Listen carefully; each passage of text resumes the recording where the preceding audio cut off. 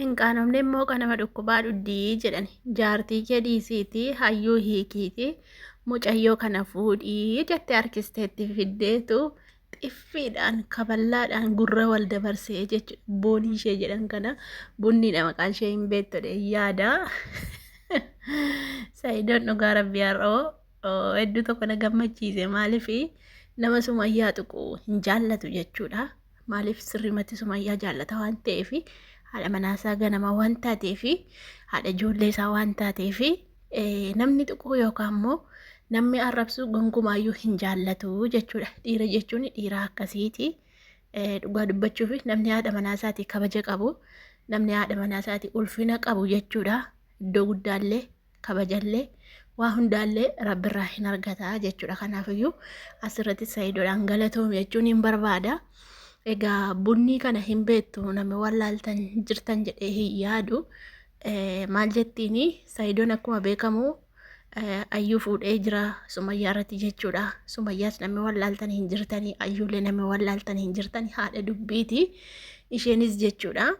Maal jettiini guyyaa har'aa jechuudha. Bunniin kun Saayidootti mucayyoo durbaa bareeddu kana fiddeetu nama sii ta'uun argee, nama si madaaluun argee, nama haatiif abbaan guddisteedha, nama kabaja qabduudha, nama ollaa birattillee haadhaaf abbaa ishee birattillee kabaja qabdu, nama haatiif abbaan qonxotanii guddisaniidha. Mucayyoo kana fuudhii ayyuu hiikii jetteeniitu mucayyoo kanatti fiddee jechuudha. Ayyuun akkuma beekamu kaleessa nu reebdee turte, beezaallee reebdee turte. Kanaafiyyuu ayyuun illee sin madaaltu, sumayyaan illee sin madaaltu. Sumayyaan silaafis dulloomtee jirti. Osuma ta'eeyyuu mana hojii galtee jirti. Shaqaalinnatii itti deebitee jirti mana madaameetti. Sumayyaan illee sin madaaltu, ayyuun illee sin madaaltu. Kan si madaalu mucayyoo ishee kanadha jetteenitu mucaa kana mana keessaa yoo nagaa humnaan qabdee fidde beektu miti kotottee fiddee jechuudha. Fuudhi jetteeni achumarraan Saayidooni lakkii ani dhimma fuudhaan qaba hin jenne, ani nan fuudha jedhee hin jiru. Otuma ta'es immoo kan inni ofii kootii qopheeffadhe malee kan namni naa qopheesse hin fuudhu. Kan yaadi koo bira na jiru, kan qalbiin koo bira jiru fuudha malee ati fuudheedhaafi jettee nama natti fiddeefi ani hin fuudhu jedhe. Lakkisiif taati isheen kuni amalas qabdi, waa hundumaayyuu qabdi. Namni Kanaadaarraas Ameerikaarraas inni xiyyaara oofus, inni makiinaa oofus, hojjetaan biiroo keessa hojjetus mucayyoo kanatti waraqaa ergatanii jaarsummaa ergatanii jennaani maatiin didanii. Kanaafiyyuu mucayyoo kabaja qabduudha, mucayyoo ulfina qabduudha waan ta'eef baqa mucayyoo mati barbaaddu siif taati jedhee tin fide waan ta'eef dirqama fuudhuu qabda itteen. Achumarraan lakki ani fuudhuun qabu dirqama waan hin ofii koo laalladhe malee waan itti naa laalteen fuudhuu jedheen. Saniin booddee mormuma qabdee jennaani naa fiddee reedheen siif hin fide itteen. Achumarraan kootii mucayyoo qabee harkise. Kootii mucayyoo baqa kottu kan gallaa erginaaf dhuftee kottu jedheeniitu kootii ishee qabee harkise. Gaafa inni kootii qabee harkisu dudduubatti asiichi deebistee mucaa yoo biidicha argitaniitu ta'e dudduubatti mucaa kana asiichi deebistee qoyetteen maal barbaadaa jirti? Ganzaba birrii barbaadaa jirti jechuudha. Akka ani argaa jirutti birrii qabdii kenneefi mucaa kana fuudhagaa mucaa kana wajjin jiraata kaleessa dheengaddasii akka ayyuu gurgurattee himaa jirti.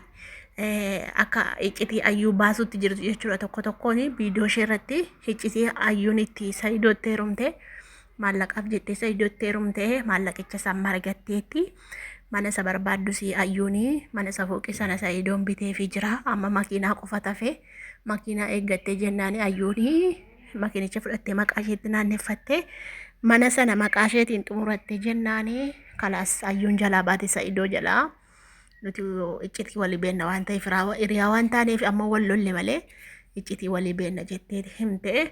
Saayidoon gowwaa ta'eetu jara kana duukaa deemaa jechuudha. Kanaafuu jennaani mucayyoon kun kaleessa ayyuun reebdee turte. Beezaa yoo beektani mucayyoo reefuu chaanaalii banattee dhufaa jirtu, yuutuubii banattee dhufaa jirtu sana wajjin iseellee kan erge bunnii makana. Isheen garuu maal jetti? Dullattiitti erge jetti. Sumayyaadhaan dullatti jetti. Ofishee of hin beektu.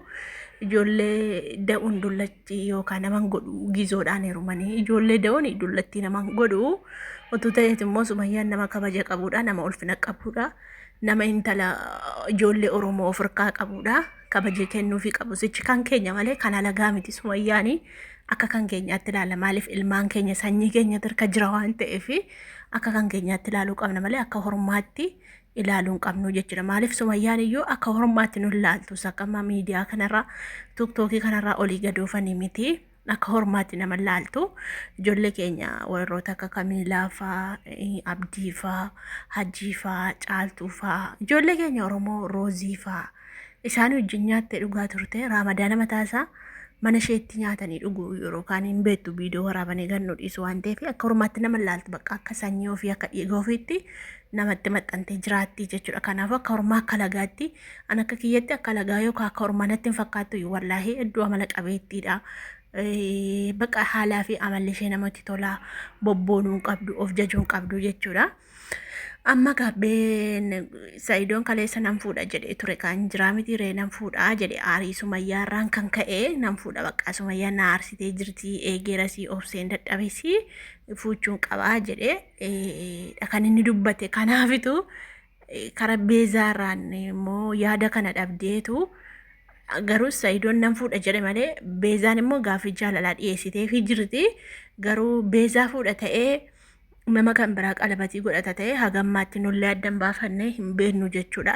Innillee nuuf sapiraayisidha waan ta'eef Saidoon dhugaa qabee kadhachuu kadhatee jira. Sumayyaa kadhachuu kadhatee jira garuu utuu obsaan taa'ee gahee kanas sanas jechuu dhiisee ayyuu sila fuudhee ayyuu namni maatiin hin beeku obbolaan hin beeku namni miidiyaa irratti hin beeka akka isheen jaartii isaa taate ayyuun kun xiqqoon ariifatti nama lolti ayyuun kan nama loltuyyuu namatu dhaqee tuttuqa isheen badii osoo hin qabaanne namatu dhaqee tuttuqa ofirratti immoo hin dhiistu jechuudha. Ofirratti hin dhiistu bakka gaafa haala namaa laaltu istaadii namaa laaltu namni sun waan haasa'u sana ishee aarsa beektu miti ishee aarsa isheen immoo aarii hin dandeessu bakka waanuma Saidoo jalaa fudhachuudha kan itti fakkaata. Saidoo kana ijaa waan hin amanneef waanuma fudhachuudha kan itti fakkaateetu xiffiidhaan qabattii jechuudha. Kanaaf dhuguma maallaqaaf hin jaallanne yoo ta'e hundumaaf waliin laala otoo ayyuu gorfate jaartii biraa irratti fuuchuu baate kana irratti maaf isheen kun rakkistee jirti waan ta'eef ayyuun baay'een rakkistee jirti jedhee osoo ofuma isaatii afaan isaatii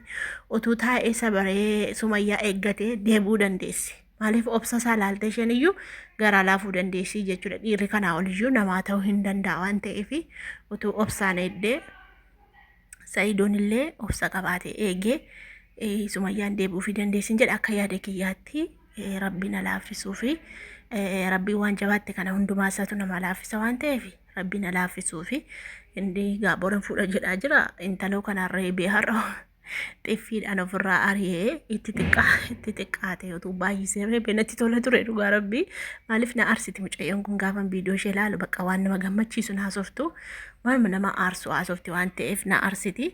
Kanaaf ituu xiffii sanatti dabaleera ta'e hedduu tokko natti tola ture hedduu tokko na gammachiisa. Dhugaa rabbii hedduu tokko na gammachiisa ture itti dabalee fi reebeera ta'e bareeda ture ulfa garaa qabdi immoo natti fakkaata garaa dhiibdee dhaabbatti utuu mana keessa gatteessee bareeda maaf sababiirra nama buufti intalli kun dhugaa rabbii bakka qimqim jetti waan ta'eef sababiirra nama buufti rabbi namaa oolchu malee dhugaa rabbii.